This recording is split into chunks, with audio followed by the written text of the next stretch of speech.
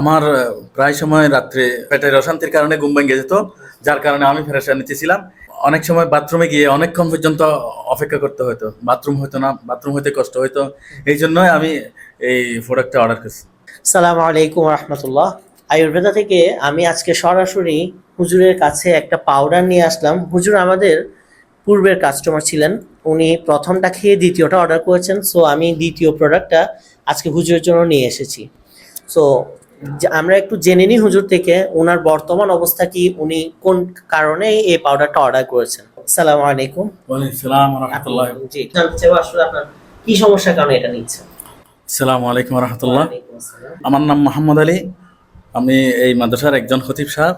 আমি দীর্ঘদিন যাবৎ পুরানা মশাইয়ের মধ্যে কষ্ট হচ্ছিলাম। দীর্ঘক্ষণ বাথরুমে বসে থাকতে হয়তো। এটার জন্য ডাক্তারও দেখাইছি, কোনো পরিবর্তন না পেয়ে, কোনো প্রতিফল না পেয়ে আপনাদের এই প্রোডাক্টটা দ্বারায় অনেক পরিবর্তন হয়েছে।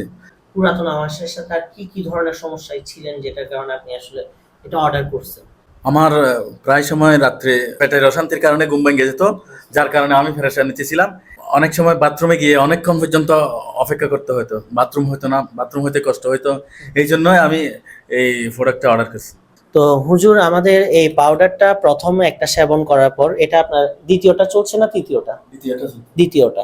সো আজকে দ্বিতীয়বার অর্ডার করেছেন। প্রথমটা খেয়ে হুজুর যেটা বলছেন যে আগের থেকে হুজুরের আগের প্রোডাক্টটা কি আছে না শেষ হয়ে গেছে? আচ্ছা, অর্ধেক আছে। তারপর হুজুর আমাদের কাছে এটা অর্ডার করলেন। তো আমরা অনেক সময় অনেকেই বলে থাকেন একটা কোষ্ঠকাঠিন্য বা আমাশয় বা ডায়রিয়া, শর্ট কথাই যদি আমরা বলতে চাই, এটা আইবিএস রোগ। তো অনেকে আসলে এটা সম্পর্কে জানে না। তো আইবিএস রোগের একটাই সমাধান, সেটা হলো কি নিয়ম মেনে চলা। তো আলহামদুলিল্লাহ হুজুর নিয়ম মেনে চললেন এবং আমাদের এই ভেষজ পাউডারটা রেগুলার সেবনের মাধ্যমে অনেকটা উপকার পাইছেন। সো এখন দ্বিতীয়টা সেবন করছেন, আশা করি পরিপূর্ণ সুস্থ হবে, এই দোয়া করি। আপনারা যারা এই রোগে ভুগছেন, আশা করব আপনারাও এই সমস্যা সমাধানের জন্য অবশ্যই স্ক্রিনে দেওয়া নাম্বারে কল করবেন অথবা নিচের দেওয়া বাটনে ক্লিক করবেন। আসসালামু আলাইকুম রহমতুল্লাহ।